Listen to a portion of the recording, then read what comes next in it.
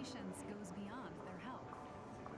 When we care for you, we don't see an illness or a number, but a complete person. Being close by when you need us. Choose care closer to you. Choose Bayfront Health St. Petersburg.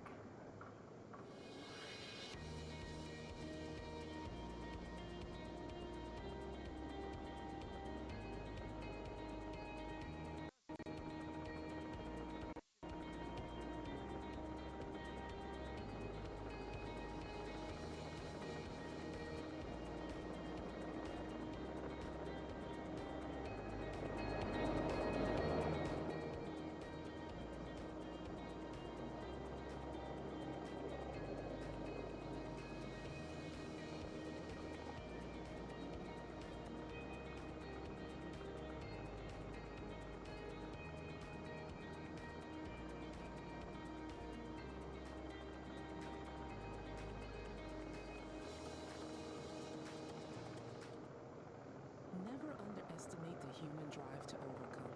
At Moffitt Cancer Center, our patients inspire us to give them the best team and the best tools, so we can give them the best chance for survival. We're building the cell therapy powerhouse of the future, right here in Florida, to treat disease now and eradicate it in the future. It's cancer treatment that turns fear into courage, and a world with cancer into a world without it. Moffitt Cancer Center. Be courageous.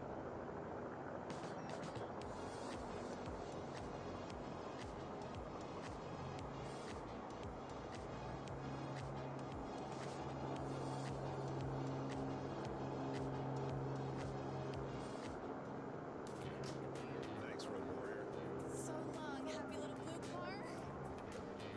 No matter what you call your car, Goodbye, speed demon. or why you're letting it go, Automation will buy it. And you don't have to buy one from us. We're paying top dollar right now. So go to automation.com or come see us for a super easy appraisal. Get paid. So, Adam, a quick run through the championship standings after the first race here this weekend. We've got Jared Thomas still firmly in control of the points ahead of Chris Nunes. They were teammates last year. They are no longer teammates this year as Nunes is running for Formidable Racing, one of the best names on the grid. Celine Roland is in third in the championship, a mere 140 points off of the overall lead. And you might think that sounds like a lot, but when it's 350 points for the win and 10 points for last place as the grid is now, it's a big swing possible for each weekend. Joey Atanasio, the best of the rookies, sits fourth in the overall championship right now, ahead of last season's champ, Gresham Wagner. Adam with the points. Brilliant, absolutely lovely location for a motor race. The Idemitsu Mazda MX-5 Cup cars, part of the IndyCar program this year, mostly on the IMSA docket, of course, although there is a run out with NASCAR at Road America later in the year. St. Petersburg, Florida, wonderful place to come at any time of the year, and if you can combine it with motor racing, I say that's two big ticks in your boxes. Just under 2 miles, 1.8 miles, 14 corners down the runway straight to turn one. Difficult to get your braking point there because there's all kinds of paint on the end of the runway. Through the twisties to turn 4, running down First Street before you turn right into 2nd Avenue, and then onto Beach Street and Central Avenue before you're onto the shoreline, Bayshore Drive, down towards turn 10. Another opportunity in these Mazdas to make a brave overtaking manoeuvre down the inside.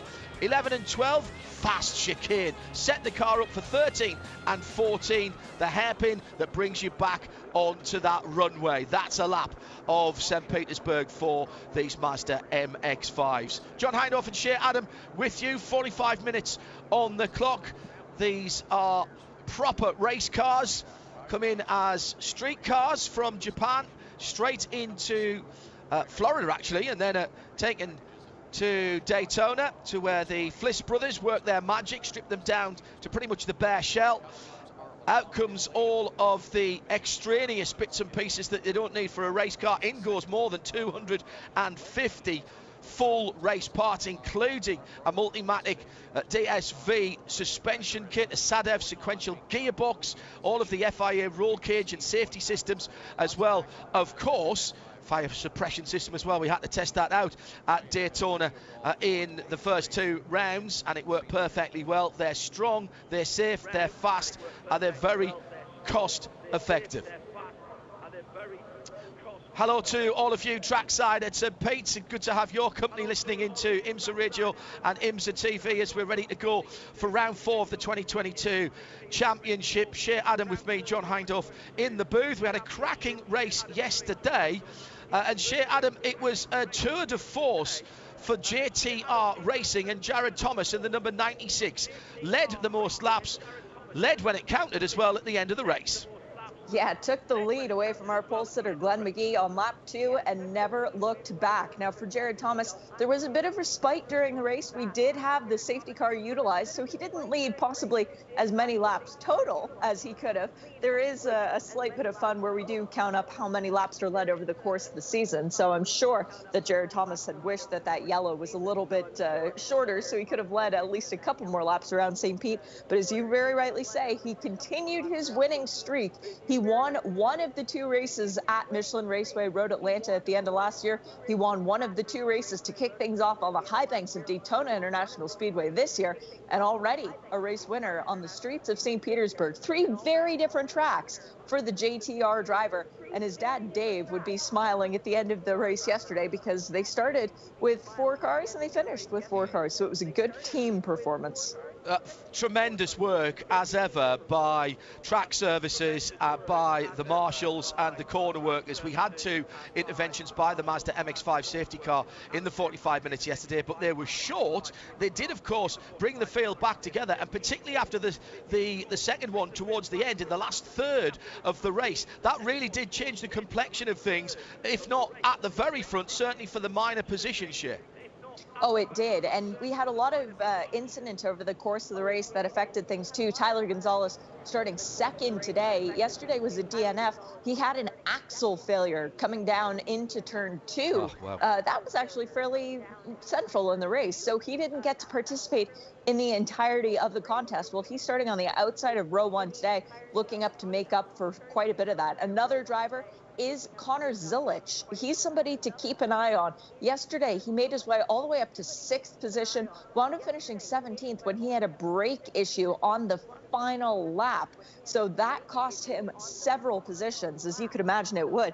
Well, Connor's got a busy day coming up because not only is he participating in this race, John, he gets out of his Mazda MX-5 Cup car, drives across the state to Sebring International Raceway, and then is participating in the Trans Am weekend there. Wow. So Connor, very much in his comfort zone and his prime in the Mazdas, will have that other race to worry about later on today.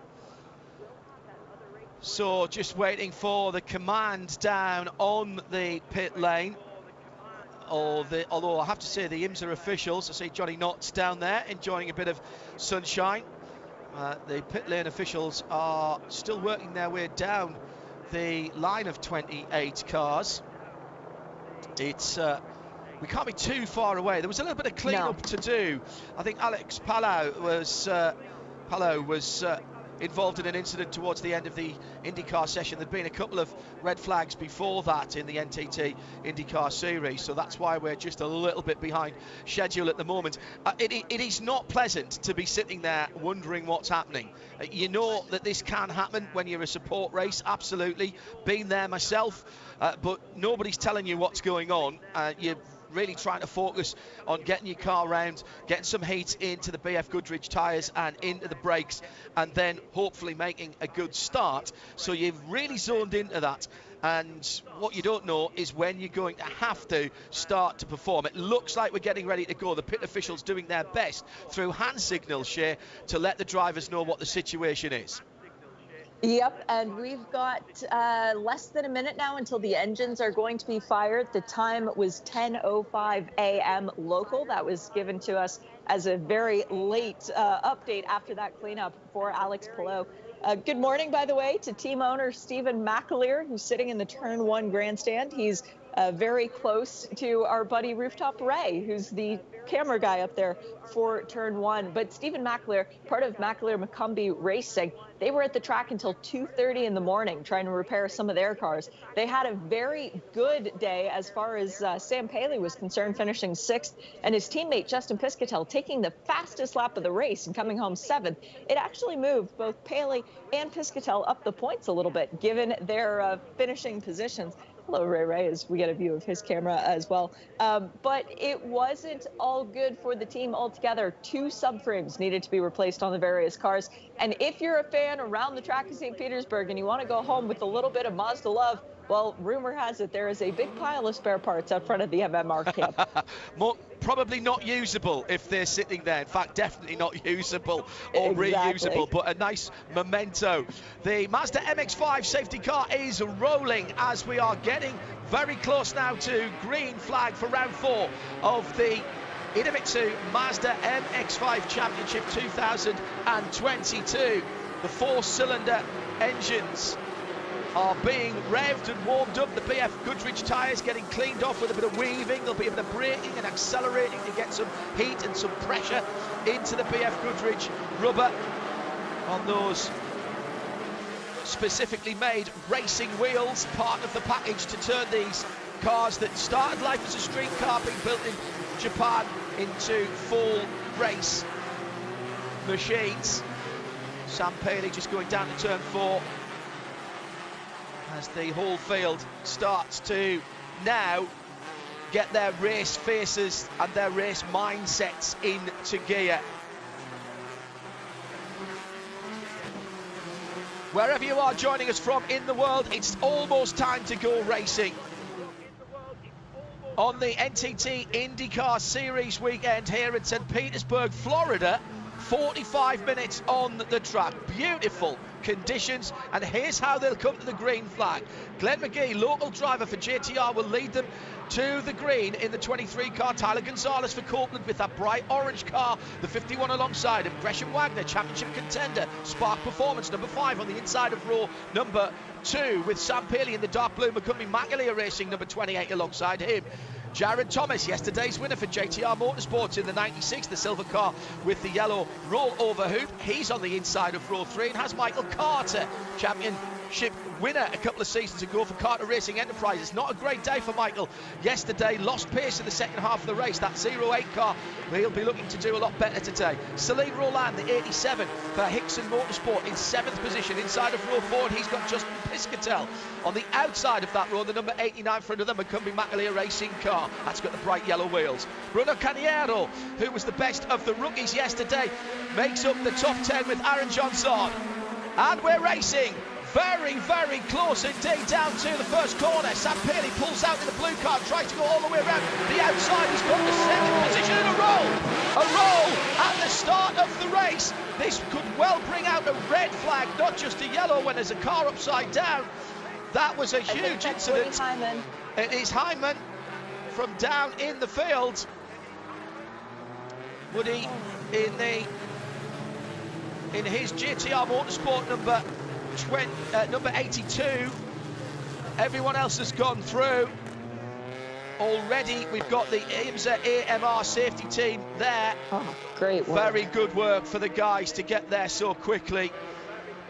And they're talking to Woody in that upturned Mazda.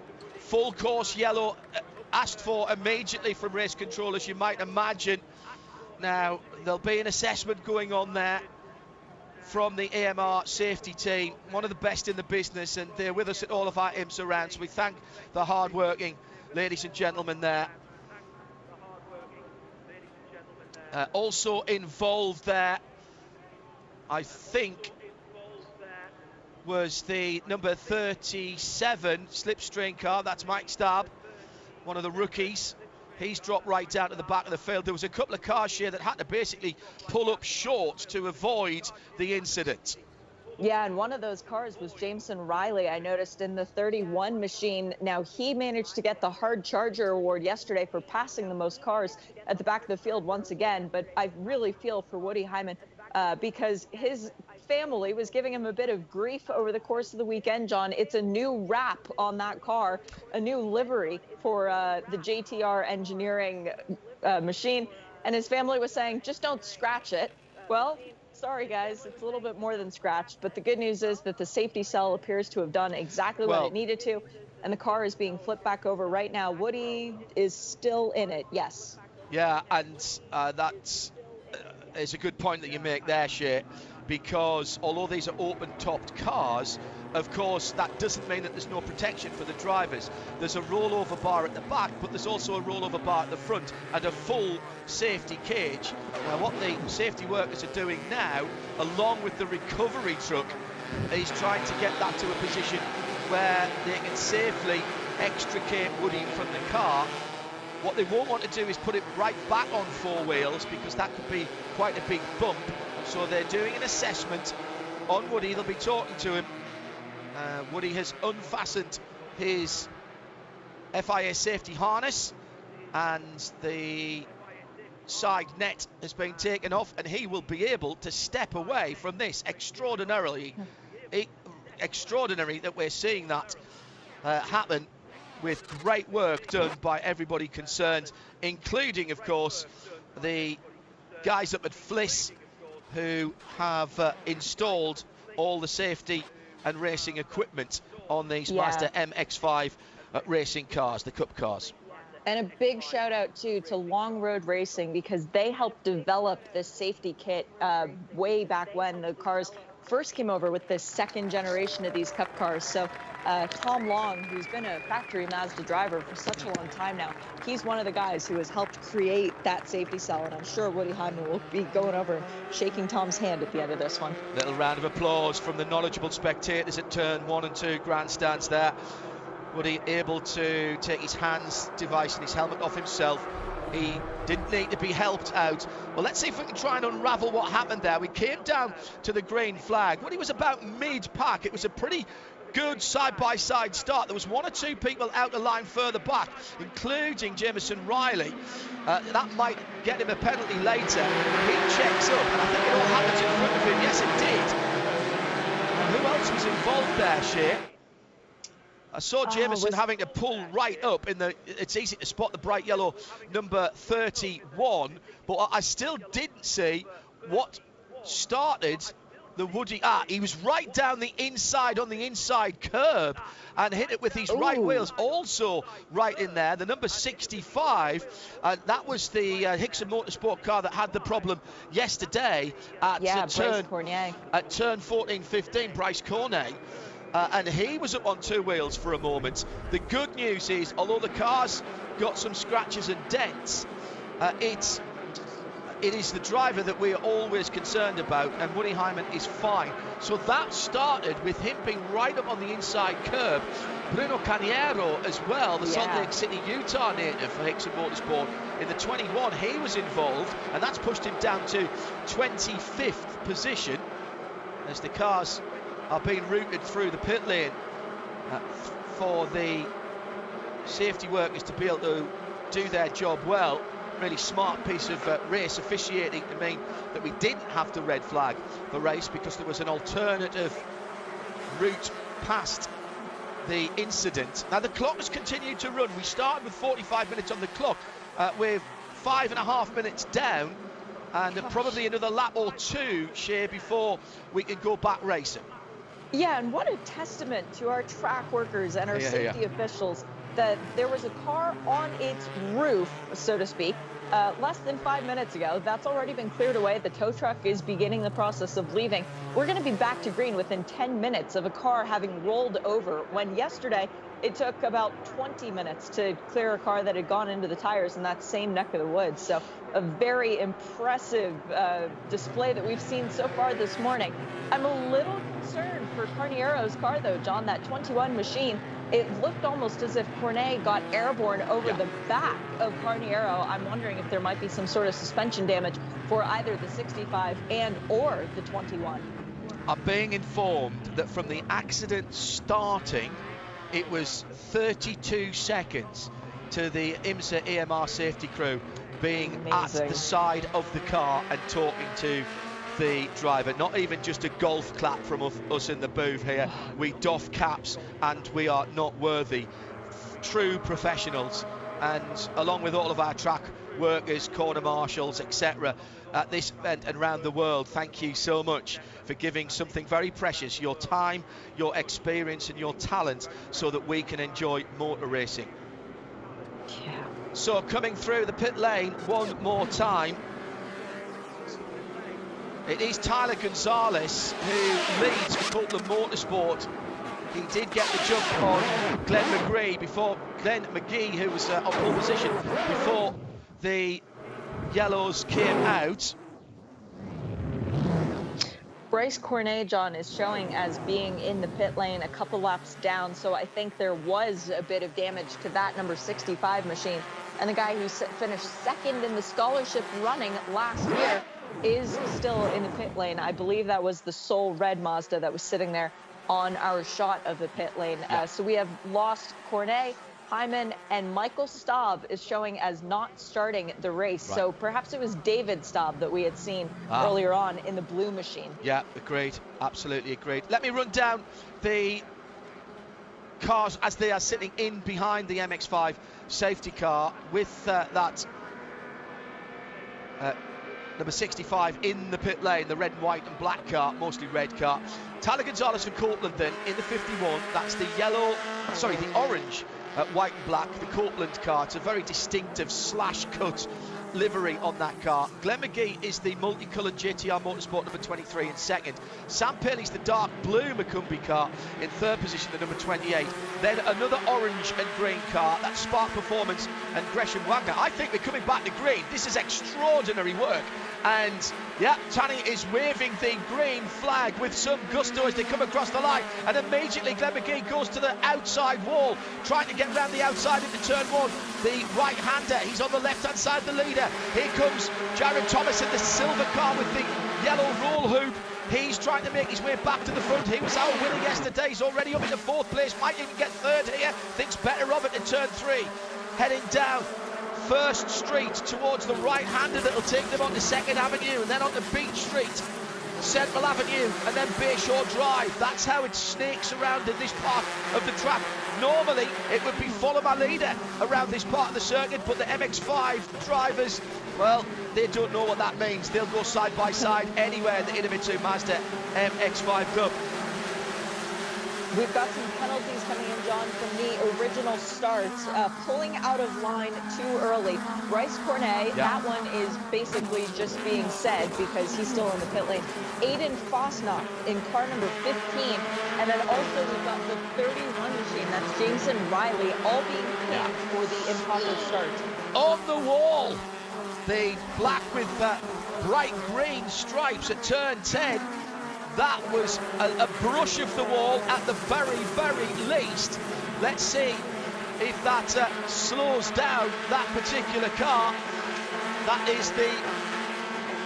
I think that was that Varwig in that car? Or was that Atanasio? It was Atanasio, yes. The timing screen's just changed. So he's lost a couple of positions there. There's a contact at turn one, and around goes Glenn McGee. And that was Jared Thomas in JTR.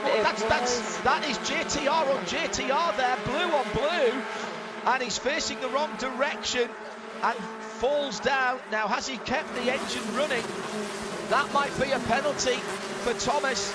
Contacting turn one, right on the ragged edge of adhesion. Sam Paley trying to go around the outside in the blue Macumbi Magalia racing car. Gonzalez leads by a full second from Wagner in second, 51 from 5. Then Celine Roland in the lighter coloured 87 Hickson car in third. Then Jared Thomas, and like a swarm of angry hornets behind him, it's Paley, Carter, Nunes, Piscatel, Varwig, Fastnacht for your top 10, and they are all one behind the other as they head to turn 10 again.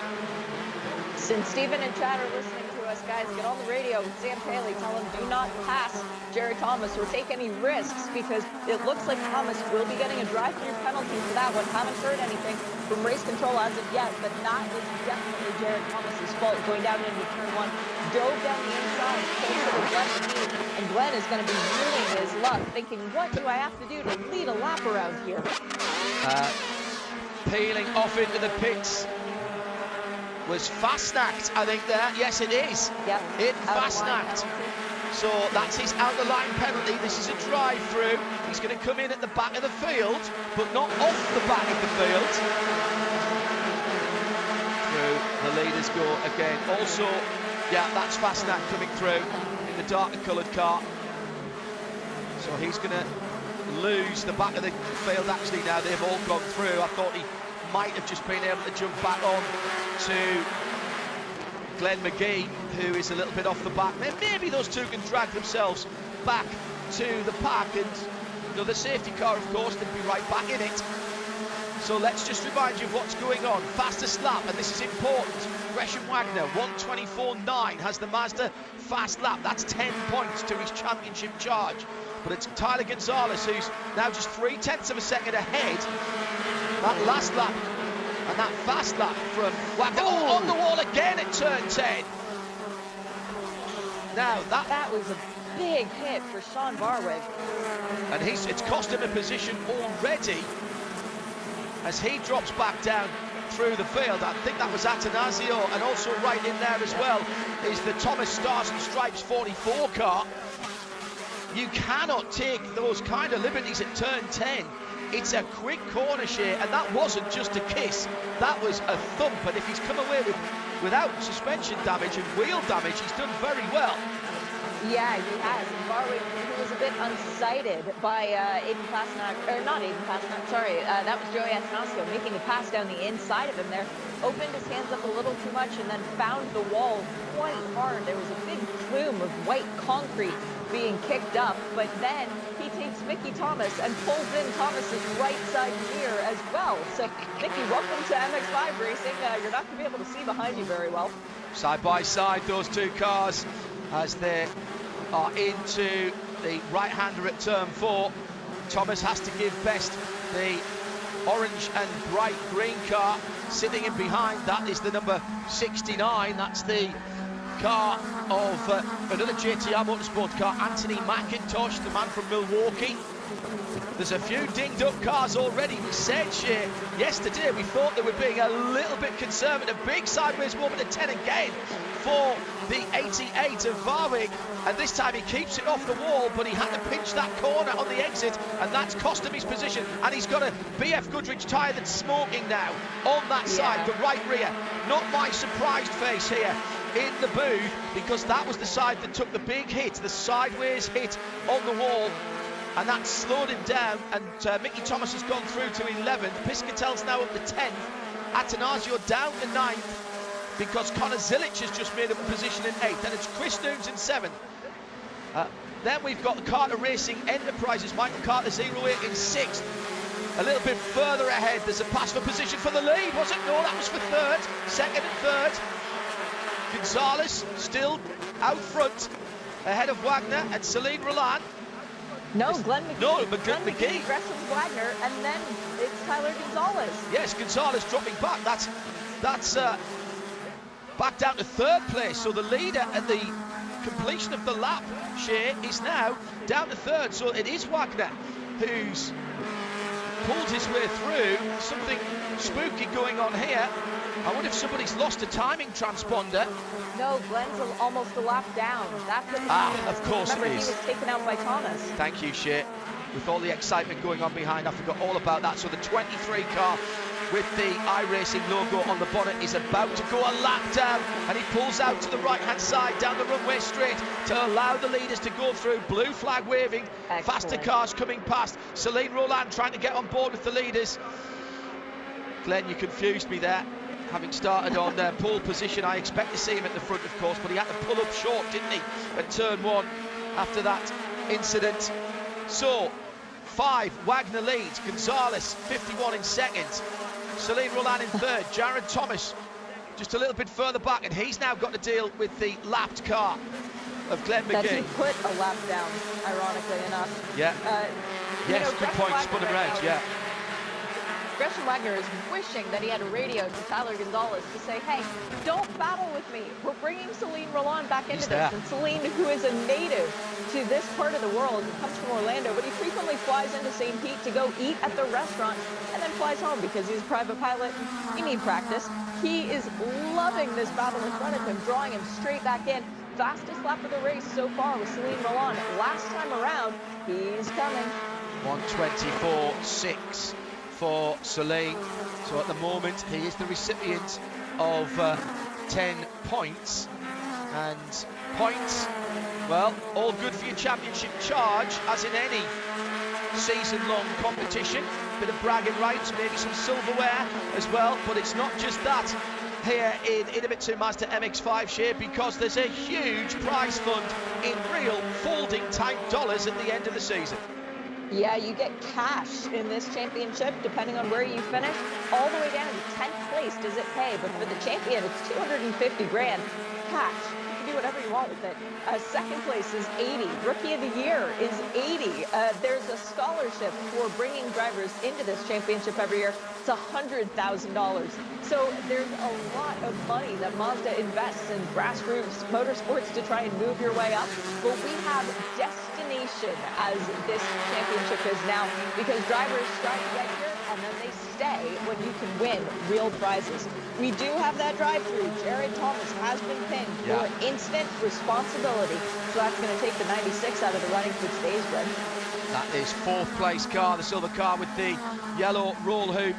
Sam Paley just gone through on Michael Carter. That was the battle for sixth position. Sam in the blue car, Michael Carter in the red top, white middle and black bottom. So it seems that Carter's issues with pace from yesterday are continuing. That car completely rebuilt after hard contact with the wall at the last couple of races, the last race weekend on the high banks of Daytona. It was after the checkered flag, actually, but pretty much everything, I think, Shea, you said in front of the windscreen pillars had to be replaced on that car.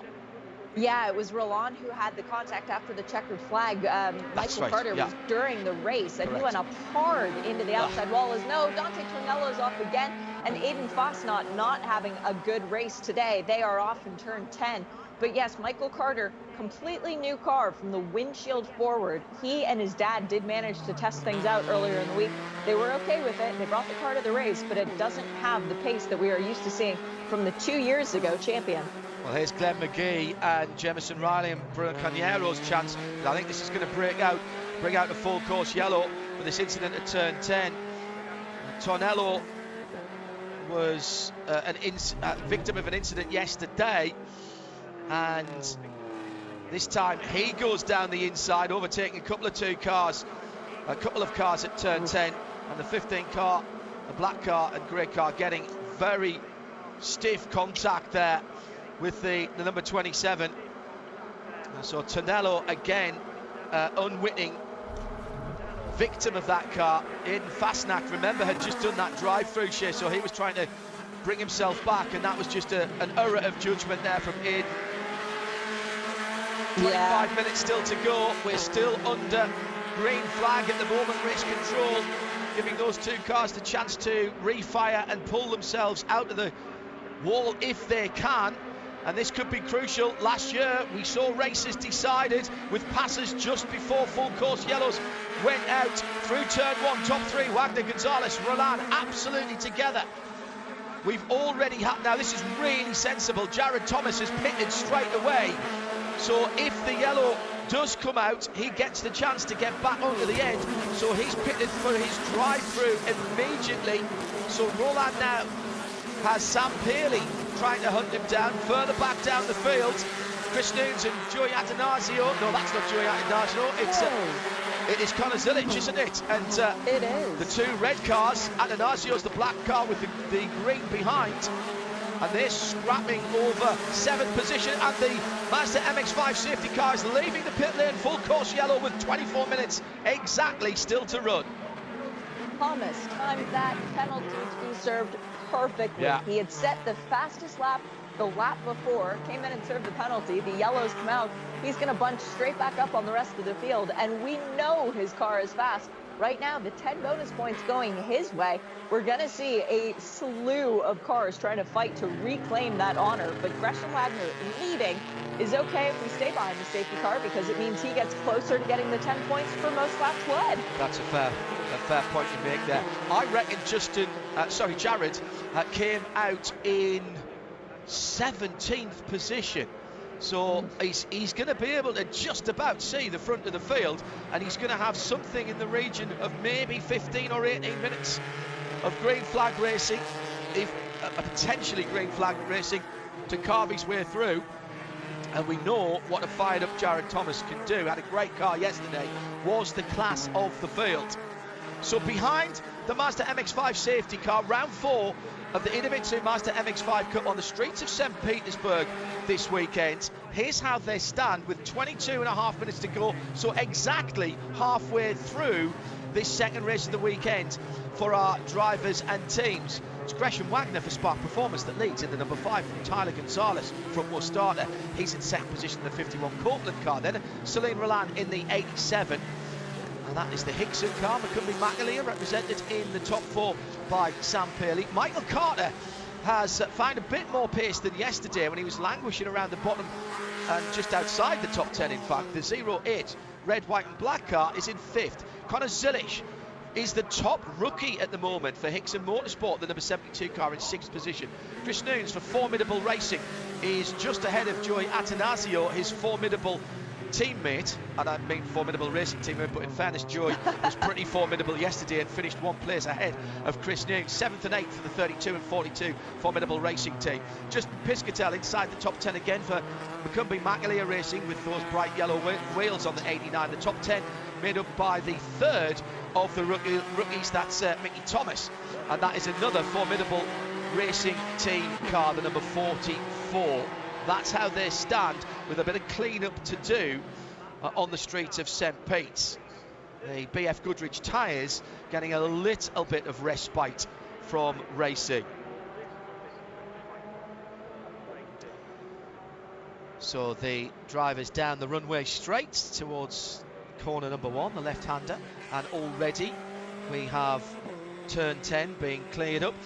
Really useful here, although this is a street circuit and been coming here very, very many years now with back to the American Le Mans Series days, and it's unusual for a street track that there are places to be able to drag the cars away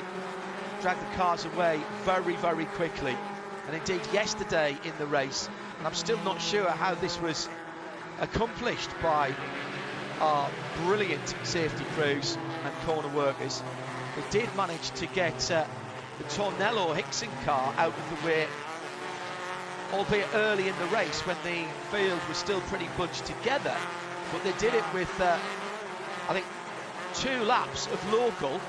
They let the cars go by. They ran out with either a jack or just used Marshall's power, corner worker power, and dragged that car behind the wall through sheer brute force and force of mental power, I think. And we didn't actually need an intervention from the Mazda MX-5 safety car. Just getting these cars out of the way. And it's even more impressive, John, when you consider that the track is only 1.8 miles long. If we were talking about a place like Road America, where we've got 4 miles, then it's a bit different. But 1.8 miles means the cars are coming by every minute and a half. Yeah, and even with local yellows, that it's 2 minutes under safety car, but under local yellows, as you say, it's probably a little bit. It's a little bit closer to 90 seconds rather than the 124s, 125, maybe a little bit more than that. Good news, by the way, Fastnack and Tornello both out of their cars, and we do have the fire and rescue EMT unit there. That's standard practice. They'll go to the infield care centre. I think one of the cars is going to be dragged a little bit further out of the way. I thought we might have somewhere between 16 and 18 minutes to go. John, just looking at where people are in the race, how about a shout out for Mickey Thomas, Formidable Racing, another kid from Dawsonville, Georgia. People might know that area locale for Chase Elliott, 2 years ago NASCAR champion. Mickey Thomas is a guy with a lot of off-road racing experience. He's a world champ actually in off-road racing, and he is loving this street course stuff because there are no walls when you're racing off-road, but they certainly are there in St. Pete. And he has really taken to it like a duck to water. good job by the American flag number 44 machine. And that number 27 Mazda of Woody Hyman also being, and whilst we're under full course yellow, that getting that car back from its resting place at turn 1. 18 minutes still to go. So a little bit more bump and grind today, more hip and shoulder being applied by the drivers. That has seen, let's not forget, Jared Thomas penalised for a tap on his teammate that sent Glenn McGee all the way back to the end of the line. The irony being that Justin served his drive-through and sits in 17th, Glenn all the way back in 23rd. White flag on the start-finish line is not for the end of the race. That tells the drivers that there is a slow-moving vehicle ahead of them. And I see what's happening. The safety crews and the recovery are taking a couple of damaged Mazda MX-5 straight back to the other side of the front straight, the runway straight. That is back where to their paddock. Exactly, that's where the Idemitsu MX-5 Cup paddock is. So they're taking this opportunity rather than just dump it and then have to potentially recover it from somewhere else. Particularly as we start a little bit late, it allowed the schedule to be caught up on the subsequent sessions. Smart thinking by everyone concerned, but I think given that those cars and trucks were pretty much off the circuit, so long as we get the recovery vehicles back to their stations, we might be going green at the end of this one.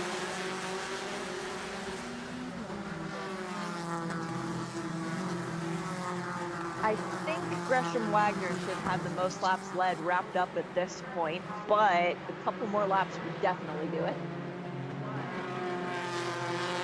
And why is that important to Shea? And bonus points, and every point counts in the championship. So Gresham Wagner comes into the race 20 points behind Joey Atanasio.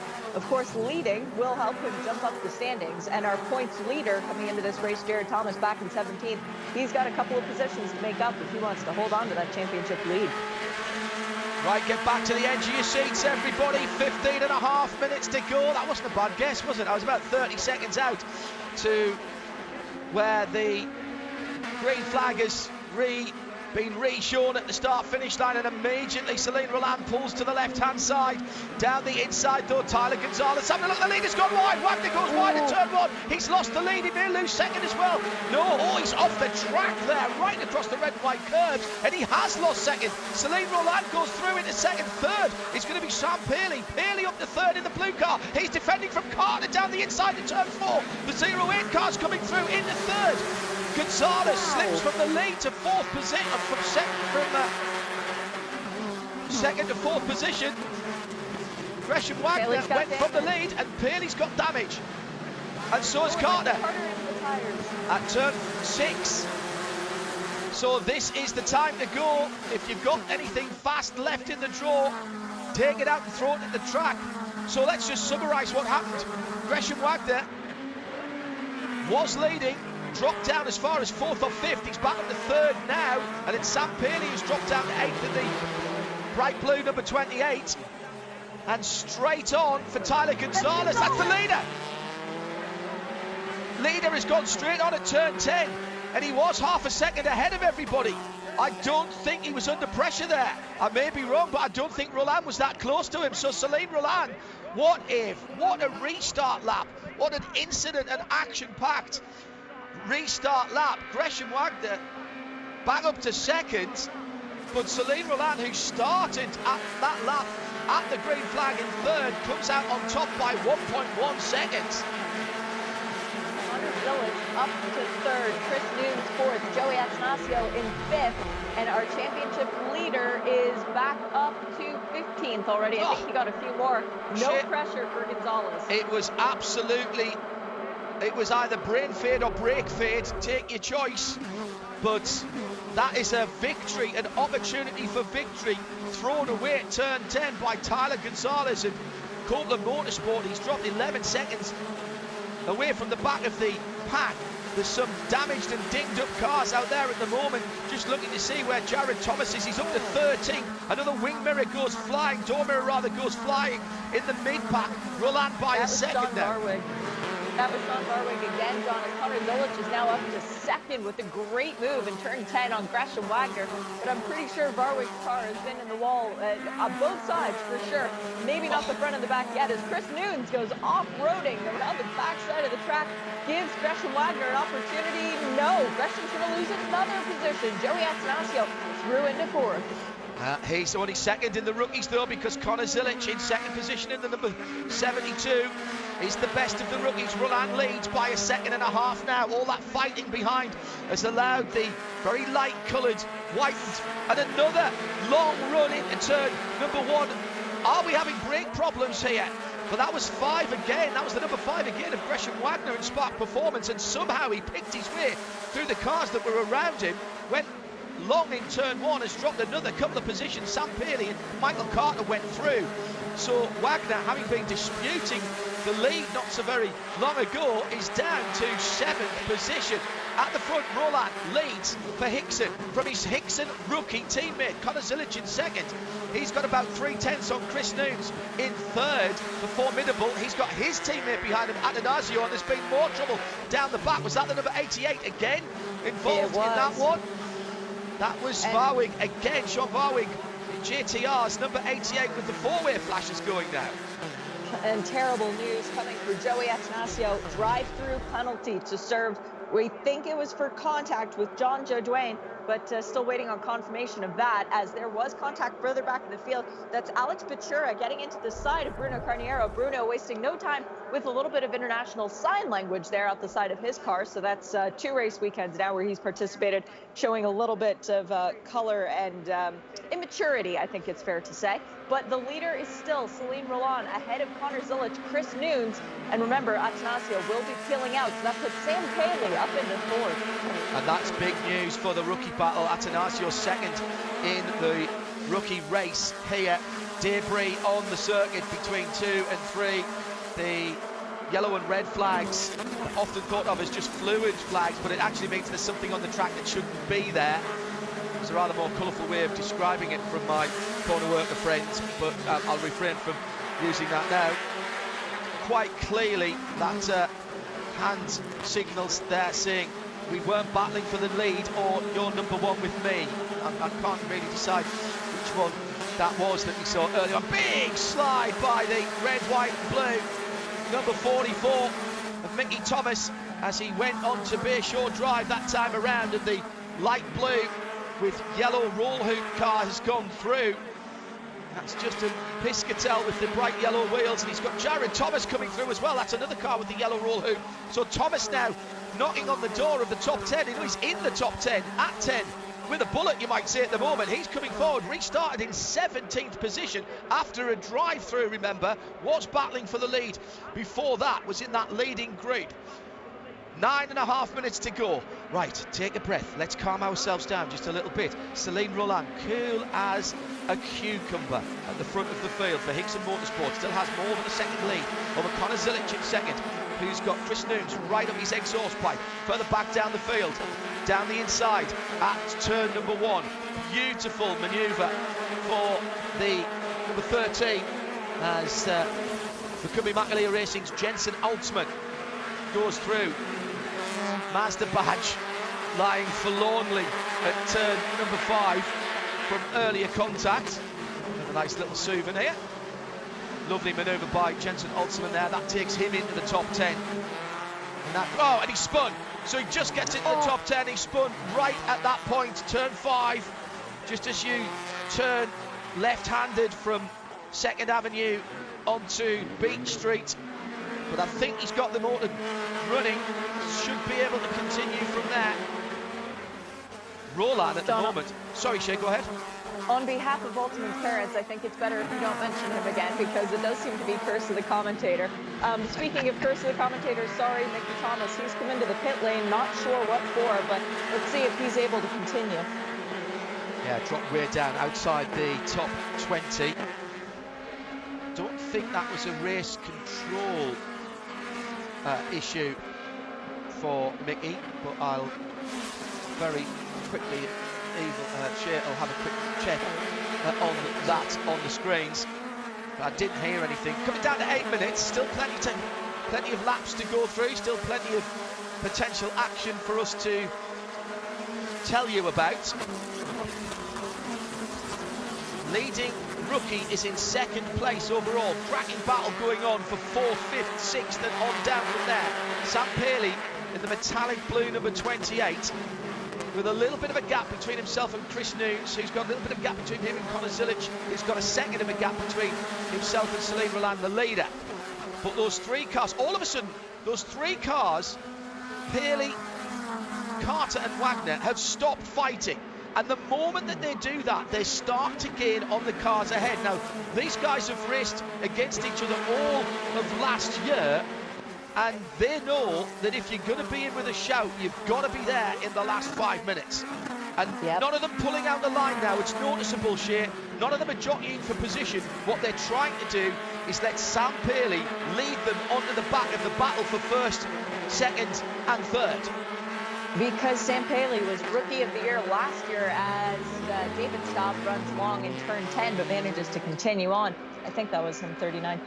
We've also got Gresham Wagner, last year's champion, in 6th. Michael Carter, 2 years ago's champion, in 5th. So all of those cars, 4th, 5th, and 6th, have won championships of some sort or another within this series. They know how to make the cars work well together.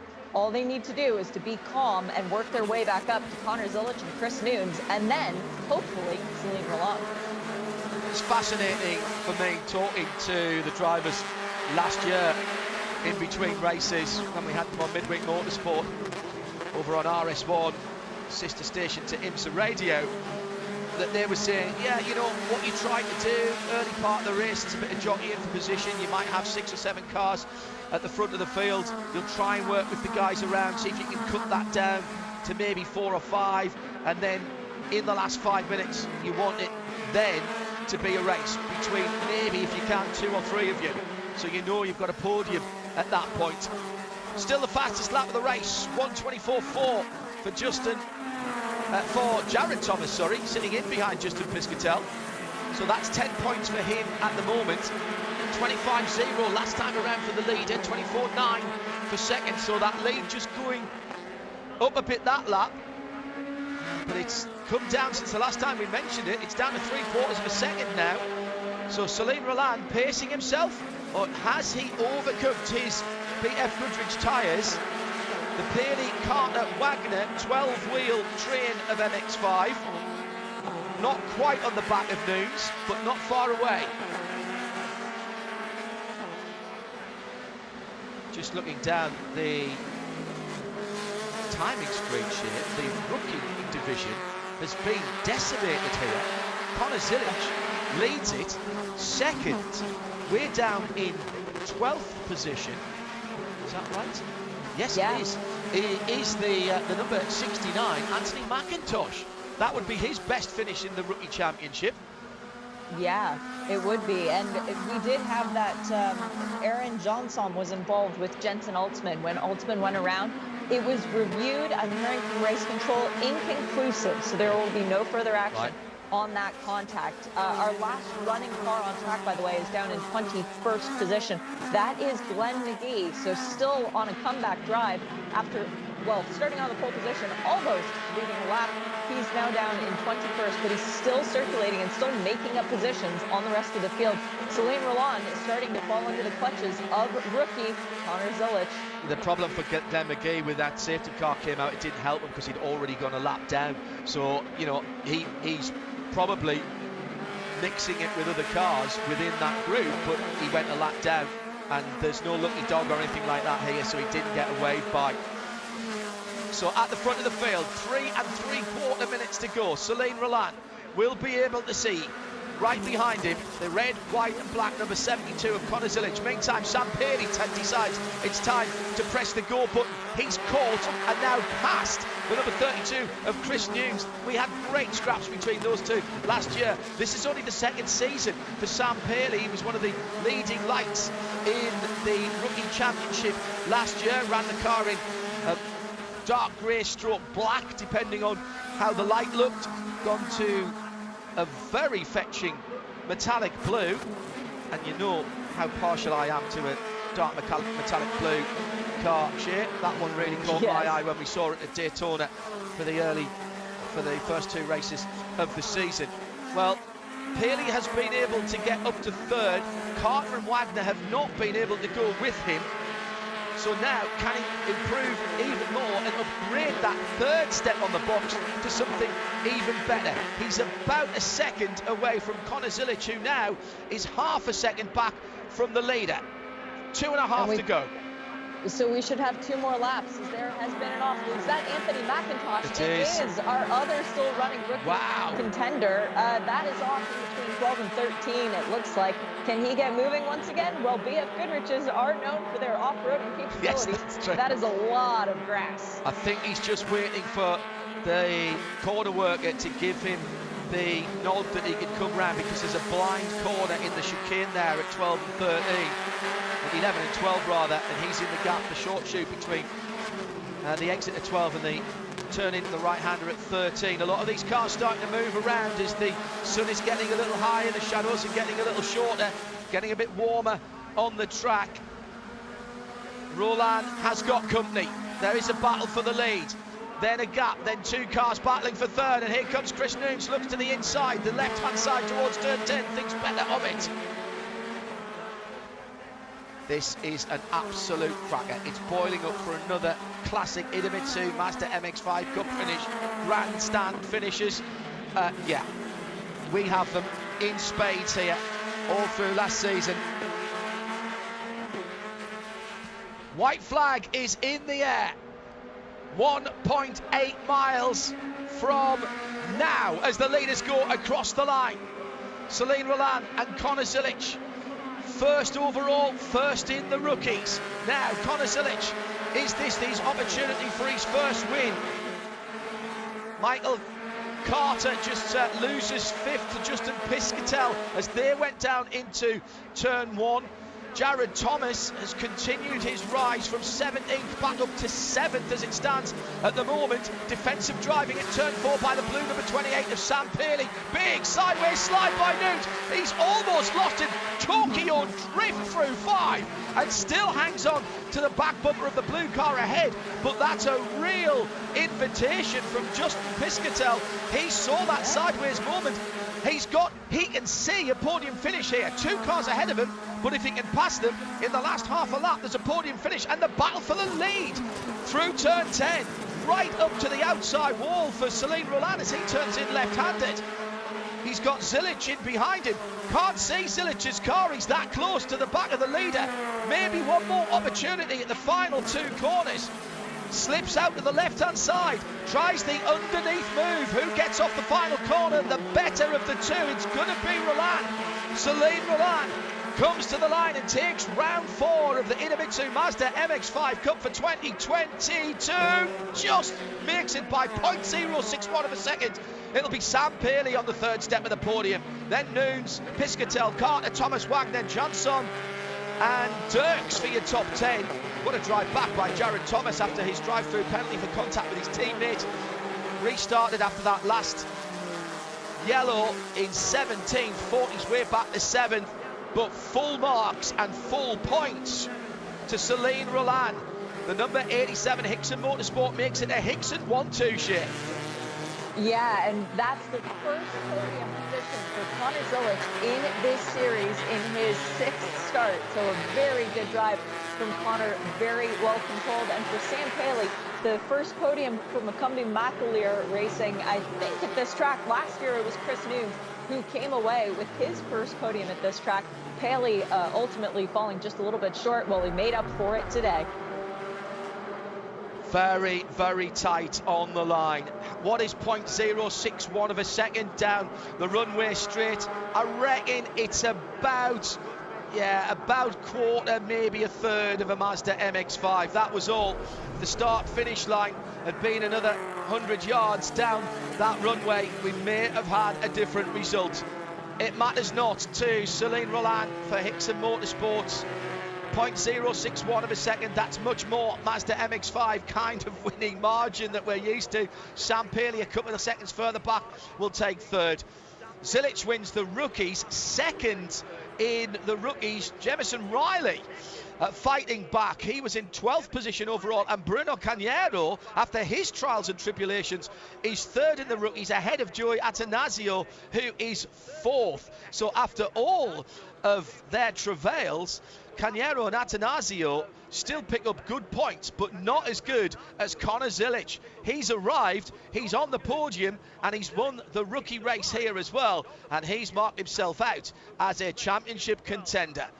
All of that said, Hickson will be delighted. Their party will be starting as soon as they start to pack up, I'm sure. And Celine Roland is greeted by his team. A 1-2 for Hickson, and a great nudge for his championship. Good points yesterday, Shea, better points today. Very much so, better points today, and they will be very satisfied with that. I believe Jared Thomas will still hold the championship lead leaving this race, but Celine Roland now goes up into second by my count. Yeah, so fight back from Jared Thomas up to seventh, really important for his championship challenge. So here are the unofficial Mazda results then. Hickson take 1-2 with Roland and Zilich, with Paley for Macumbi Macaleer Racing in third. Then Formidable Racing's Chris Nunes in fourth. Justin Piscatel for another Macumbi Macaleer Racing car in fifth position. Sixth, Michael Carter. The best of the rookies, Connor Zilich. And delighted to say that Woody Hyman, after a nasty roll at turn one, got out of the car on his own. Fabulous racing all weekend. Thanks to our corner workers and recovery crews for making sure that we got the maximum amount of racing in. Shea Adam was alongside me, John Hindhaugh. To all of our team, both trackside and up in Charlotte, thanks for being with us for Idemitsu Mazda MX-5 2022.